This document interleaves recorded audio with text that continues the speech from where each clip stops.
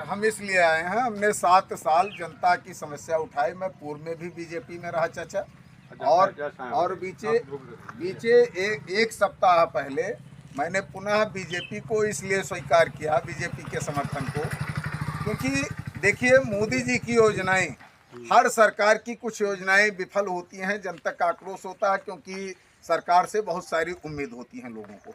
लेकिन आज के 10 साल पहले आप लोग जानते हैं, गांव में सड़कें बनती थी, सड़कें उजड़ जाती थी, या सड़कें बनती ही नहीं थी।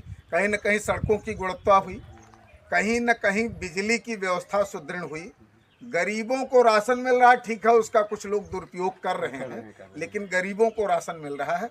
तमाम ऐसे कार्य हो रहे हैं।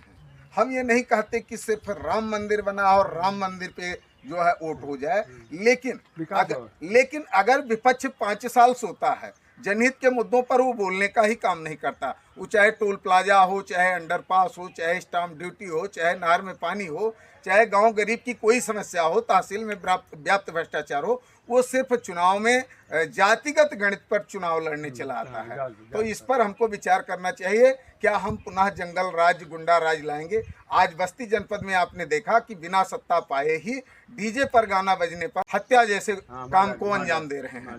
तो अगर इनकी सरकार आएगी तो ये पुनः उसी गुंडा राज, पुनः उसी जंगल राज को लाने का काम करेंगे।